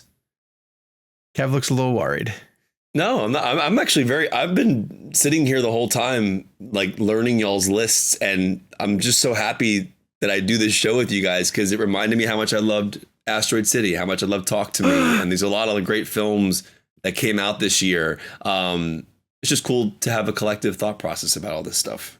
So I'm going to do I'm going to mention my number 2, and then Gabe, I'm going to reread my 10 through 1, essentially. Okay. My number 2 is Christopher Nolan's Oppenheimer, a film that we will hold for the number 1 slot. I haven't seen it. So overrated. You really should. You should throw it on tonight. It's great. Chance. I have it on VHS. I'll send it to you. Here's my 10 through 1. The book is better. The book is amazing, actually. I like the original version of the film. What a Prometheus. Pulitzer. Number 10, You Hurt My Feelings. This is Sean's top 10 list for 2023. Number 10, You Hurt My Feelings. Number 9, Poor Things. Number 8, Maestro. Number 7, The Killer. Number 6, Asteroid City. Number 5, Barbie. Number 4, No One Will Save You. Number 3, Talk to Me. Number 2, Oppenheimer. And number 1, Spider-Man Across the Spider-Verse. This really just comes down to the fact that it's a character who means the world to me. They are, Oppenheimer and Spider-Verse to me have been 1A and 1B from the moment I've seen each of them. They're both remarkable, remarkable films. But, and this goes a little bit back to the this and that, if 5 years from now you tell me that I didn't put Across the Spider-Verse at number 1, I'll kick my own ass.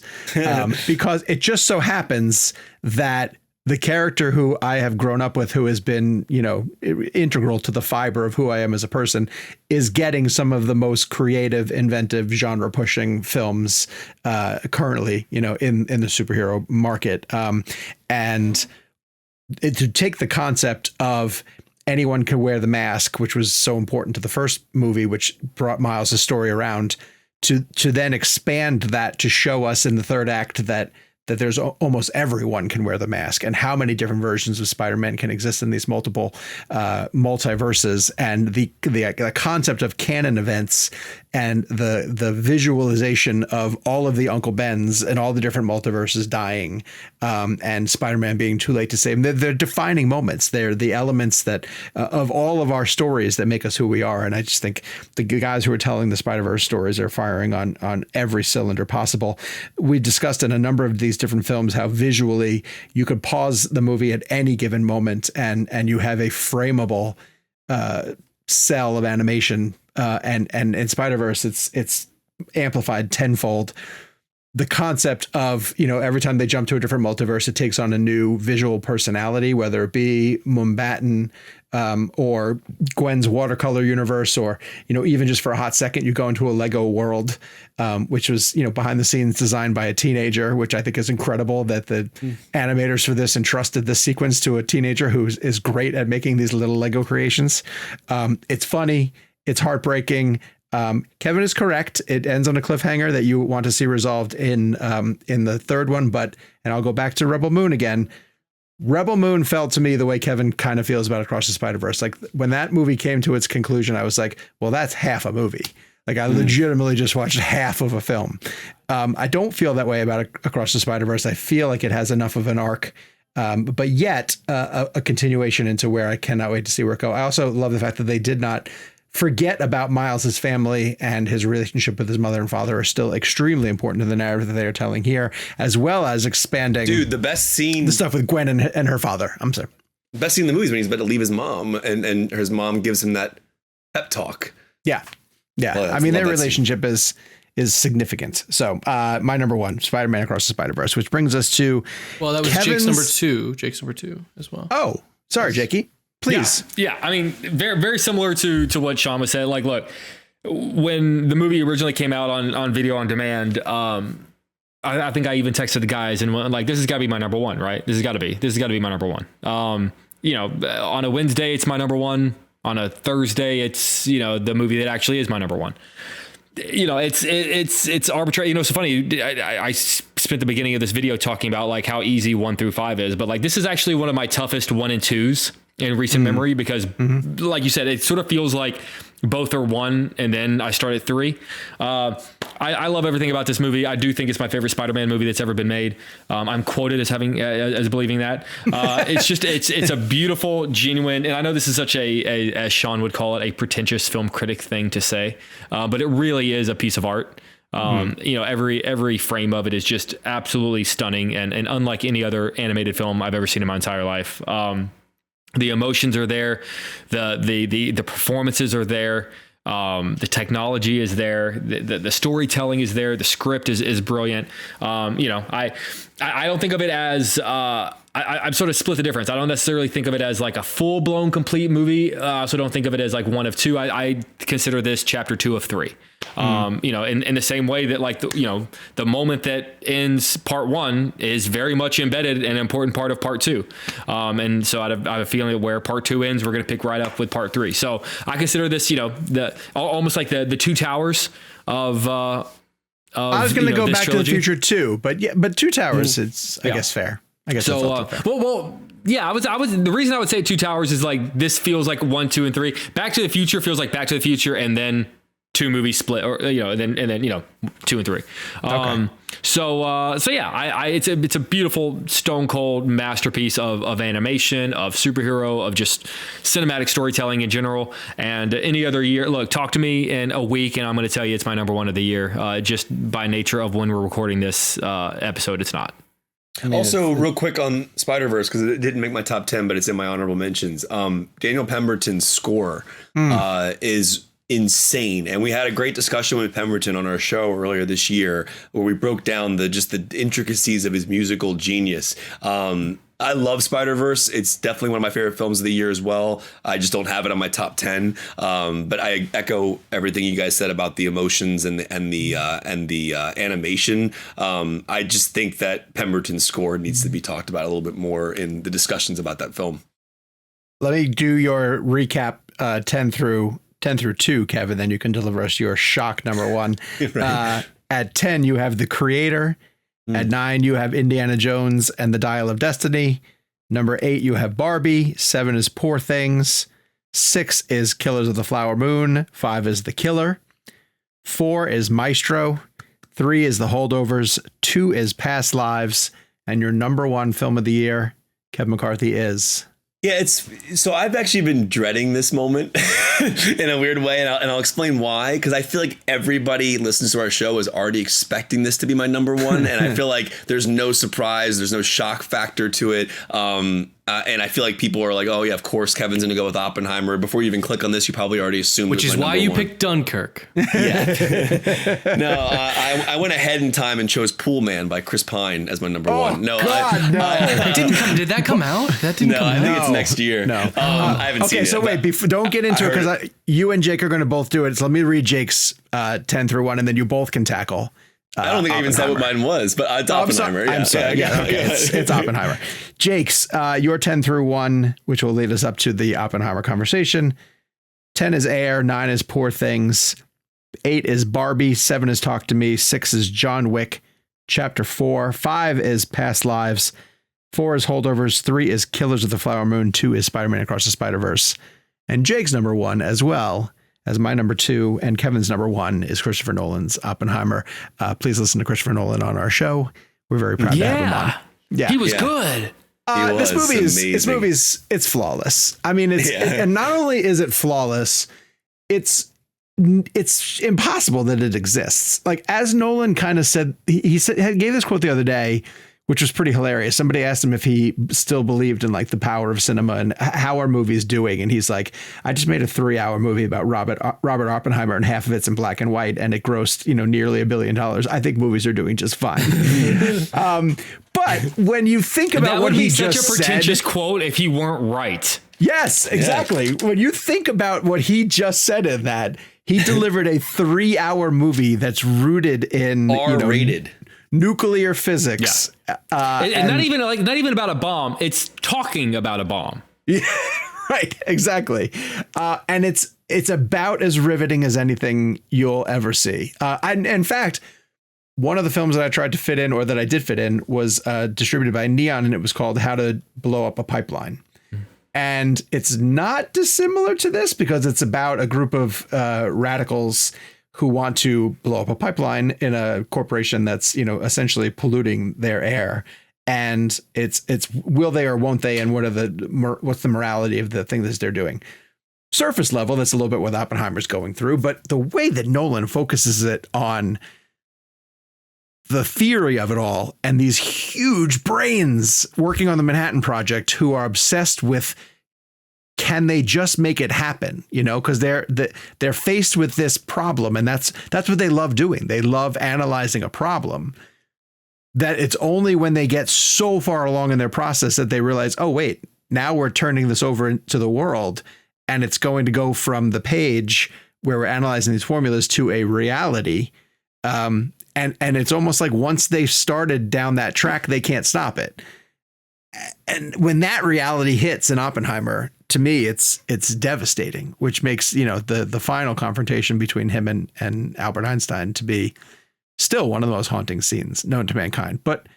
And look, you guys know, I like Nolan a lot. And a lot of times I think he gets over his skis a few times. But the way that he calculates phrase from felt like a very genuine question. Phrase. Genuine question. I think he gets a little bit over his skis. I thought it was like an Inception joke or something because there's that skiing sequence. I knew J. Robert Oppenheimer. And you, sir. Settle down, Daenerys. It's a remarkable screenplay. It's a remarkable screenplay that fits together so beautifully. Jakey, we'll let Kevin go last on this one. So continue to weigh in on why Oppenheimer made it all the way to the top of your year-end list. Yeah, it's funny. I've been sort of trying to find the perfect opportunity for my Oppenheimer rewatch because the first scenario of watching it was so unbelievably perfect. It was we were really among the first press to see it.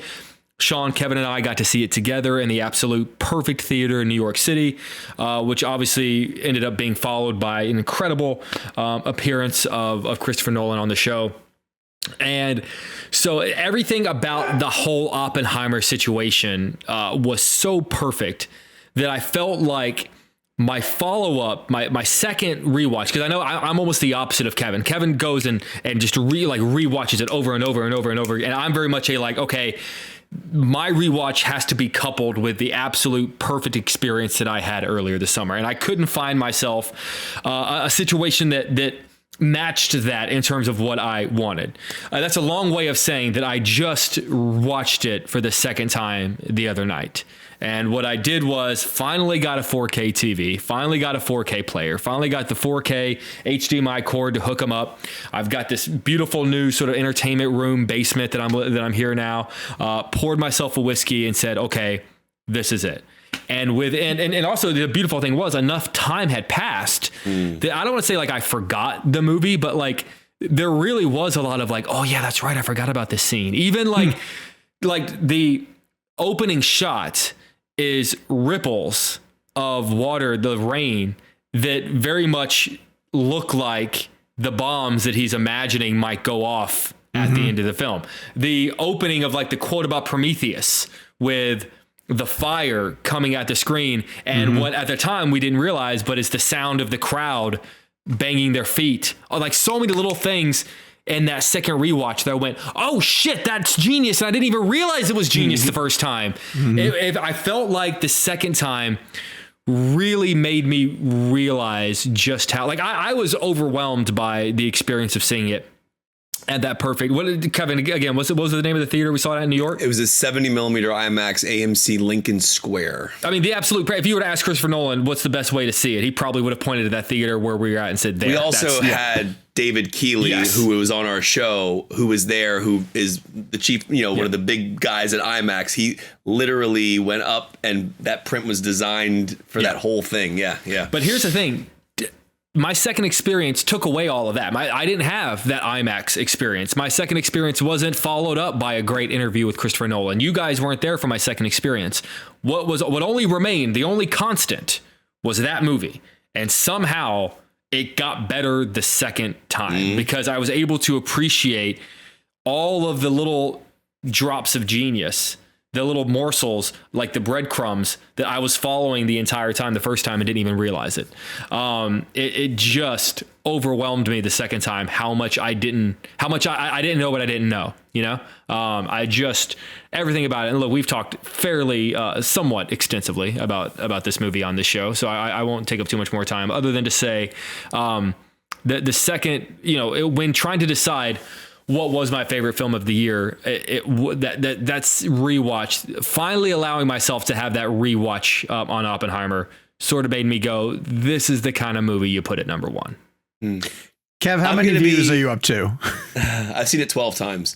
I'm going to be very brief here because there's no point in me reiterating everything I've already said about this film. The reason why I love this film so much, the rewatchability of it is ridiculously amazing. There's a musicality to this, and as dark as this film really is, there's something about the way Nolan makes this film that makes me just want to enter that world and live with these characters and understand these massive moral dilemmas that are affecting the lives of everybody on this planet. And there's a few people that I want to mention that I don't think I've really discussed a ton over the time that I've talked about this film. But a lot of actors in this film that I think deliver some of the best performances of the year. David Krumholtz, who I think is remarkable in this movie. Isidore Rabi, that performance from him. There's a scene where he basically tells Oppenheimer to take off that ridiculous uniform, or the term that he uses. And then we get to this incredible moment where Oppenheimer's like having this, he's picking up his pipe, he's putting his hat on, Ludwig's score is blaring. And there's just something about the connectivity of each scene leading into the other. We've discussed a lot about the first person aspect of it, the color scenes being Oppie and the black and white being Strauss. But if you get a chance, buy the screenplay on Amazon or wherever you get your books. It's so cool how Nolan wrote it. Like when you're reading the bomb sequence, the Trinity test, we're in Oppie's mindset. We're in his thoughts. So the screenplay is written like I'm doing this, not Oppenheimer is doing this. So what's wild about the script is that when you watch the film again after reading the script, every single note that Nolan gave in the script to Oppenheimer's perspective is coming across Killian's face. There's a line in that film that I think is underrated and not talked about enough, where Emily Blunt's character basically finds Oppenheimer out in the woods, essentially. This is after the death of Gene Tatlock. And she basically says to him, you don't get to commit the sin and expect people to not, essentially not, you don't get to commit the sin and not deal with the consequences. I'm paraphrasing her, but that line is the whole movie. I mean, like, it's he builds this thing, or is part of building this thing that he eventually realizes with moral dilemma, the use of what this thing can do, and the idea of humanity having the ability to drop bombs that are on this scale and kill this many people. And as I watch Oppenheimer, I'm reminded of that 8-year-old kid on the couch falling in love with movies and kind of thinking about the world of how a movie is made. But as a 39-year-old, when I watch Oppenheimer, the weight of the world and that we live in based on the decisions that were made in Oppenheimer's story. And then I think back to Terminator 2, and I'm not saying that Terminator 2 is science fiction. It's not real, but Oppenheimer is based on a true story. But the implications and the ideas that Cameron was dealing with in that film are very interesting to think about the world we live in now with the nuclear weapons that are available. And I think there's just a weird tie that I feel like I think about that 8-year-old kid watching T2, not really understanding the depth and the scariness of that Judgment Day aspect, right? And fast forward to watching Oppenheimer all these years later and seeing the real life situation that produced the bombs and produced these weapons that are affecting our actual real lives. It's just very scary to me. Well, and I think we should be thinking about it a lot more. Real life is terrifying. And if you stopped long enough to think about the constant threat that we live underneath, we'd all go mad. That's the reality of it, was we would all go mad. And, that's why we have movies to distract us from reality. And we get to do make believe for most of our lives. Please, dear God. Gabe, we have a collective ReelBlend top 5 based on a point system that you're going to explain now, maybe? You know what? I'm not even going to explain the point system. It makes sense. I'll let you know there's logic, and I used it. To heck with and here them, are the results. ReelBlend's number 5 movie of the year is Killers of the Flower Moon. I don't love that. Yeah. I do. I think Sean's going to be the one that doesn't love our top 5. I don't love that. At number 4, ReelBlend's number 4 movie of the year is Past Lives. Love it. Okay. It's cool. At number 3, which had a tie broken with Past Lives thanks to its honorable mention from Sean, we have The Holdovers at number 3. Yes. Okay. I'm digging this top 5 so far. Me too. It's almost like my top 5 a little bit. Yeah. ReelBlend's number 2 movie of the year is Spider-Man Across the Spider-Verse. There we go. What's number 1? And number 1 with a bullet. The Iron Claw.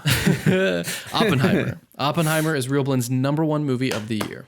Well deserved, too. I would like to point out that I spent this entire episode writing out our lists, and then I just spilled my water all over my desk, and it completely destroyed the list. I can't wait to get the isolated audio of that accident. You're just gonna hear shit. Can you just blast that out on social media again? When we threw it to a break earlier, our ad is just going to be the audio. I legitimately spent the entire episode writing out this list and then spilled my water all over it. So now it's your guys' turn. That's what Sean means by ending the year with an exclamation mark. Oh yeah, we got to do honorable mentions. No, that's fine, Kevin. Most of them I think came up. I'll mention. I'll go through them real quick, and then you can mention specifically one you wanted. I just have one I want to talk about. That's all. Jake, your honorable mentions were The Color Purple, Blackberry, and Napoleon, which those didn't come up at all. Nappy D. Sean's honorable mentions did come up. He had The Holdovers, John Wick Chapter 4, and Totally Killer. Yes. Which I think all 3 of those kind of came up because you mentioned Totally Killer. Mm-hmm. And then Kev, yours were John Wick Chapter 4, Across the Spider-Verse, and Gran Turismo. I assume Gran Turismo you wanted to mention quickly? Yes, it's on Netflix now. It almost made my top 10. I loved this movie, and I was shocked how much I loved this movie. It's an incredible true story, and I think Neil Blomkamp did a great job with it. The racing sequences are incredibly well made. I just wanted to give a shout out to that movie. I feel like it fell under the radar. I think David Harbour is excellent in that movie. It's on Netflix. It's really doing well on Netflix, and I think it's going to find a good audience there. I loved it, and I really hope people seek it out. I think Blomkamp is a very talented storyteller. We all love District 9. It's excellent. It's actually really good. Not that this means anything, but like PJ just watched it the other day, and I sat on the couch watching it with him. He loved it. It's awesome. This will be the type of movie that he'll go back and revisit. The scenes where like he's in his room racing, and then they build the car around him. It's so cool. It's great. It's really, really great. All right. It's your guys' turn. Head down to the comments below and let us know what your favorite movie of 2023 is. If you have a top 5 or even a top 10 list, drop it in the comments below as well. I want to mention that I did a little shout out in the most recent newsletter, and some people have been sending over their top picks. So keep those coming. I'm at Sean@cinemablend.com if you want to email them to us, or of course you can put them in the comments down below and chime in on this week's episode. Gabe. Show update. If you didn't hear the hints at it earlier, but this is our last show of the year. Happy 2023. What a great year for movies. What a great year for the show. If you're missing us next week, I would say go back and listen to all your favorite interviews from this year. There we you have go. a ton of them. And while you're at it, send it to all your friends. But thank you all at home for listening. Thank you all for the support. Anyone new who's listening to us for the first time for our top 10, I commend you for sticking around for 2 hours through through 3 top 10s and a top 5. But we have a lot of fun. So hopefully you guys will stick with us through 2024. But thank you again for another awesome year. There you go. Yes, it's not going to get better than that. And hopefully we'll get Denis on the show in the new year. We gotta. For Dune Part 2. We already had him on for Part 1. Go back and find that. It's amazing. And Hans Zimmer. Hands. Yes. Not show business. Can we get in person in his studio friends. this time with that show friend? What if we got to sit on the Interstellar couch while we interviewed him? Sean, what would you do if you played a bass in Hans Zimmer's studio? Oh, God, that'd be amazing. He's like, you know what? I'm going to put you in the next Star Wars. All right, we'll be back in 2024 with more weirdness like this. And we miss you guys. Thank you so much for everything. We really appreciate your support, as the boys said. And until next year. Dune 2. Dune 2. Dune 2, baby.